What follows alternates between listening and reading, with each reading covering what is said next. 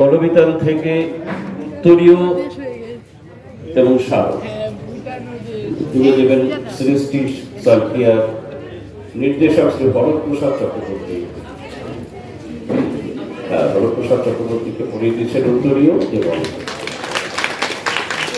বাকি যারা কলবিতার স্মারক সম্মান জানানো হলো।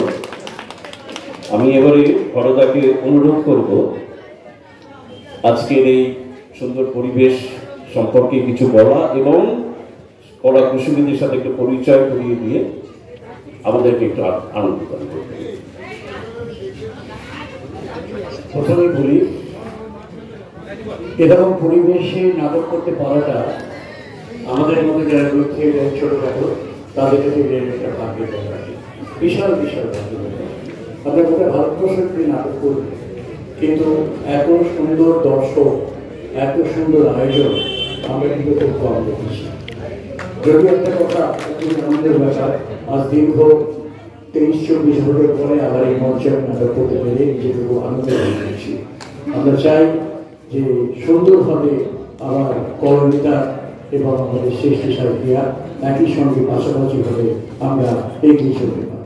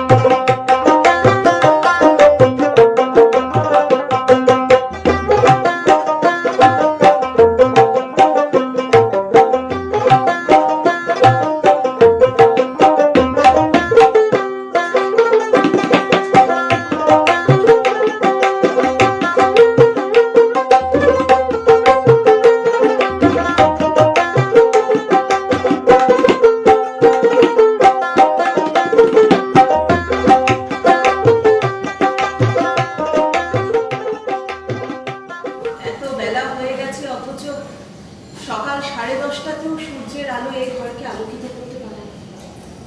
বললাম তো ম্যাডাম, আলো স্বেচ্ছায় না এলে ঘাট ধরে কিভাবে আনতে হয় মানুষ।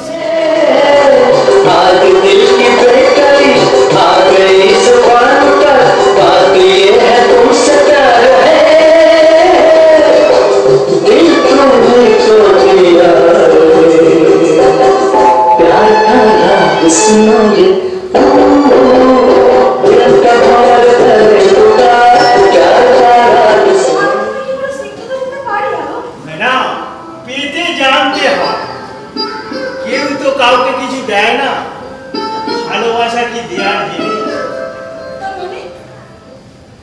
ভালোবাসা দেওয়া যায় না? না ম্যাডাম, একটা আসলে দেখেছে তারা ছিল পদাতিক শ্রেণী, মানে পায়ে হেঁটে চলাফেরা করতো।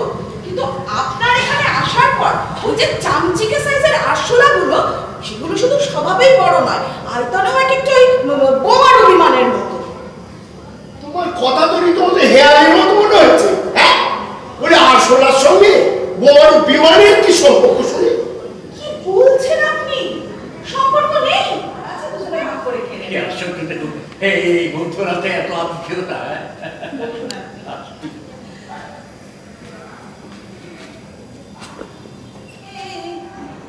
গায়ে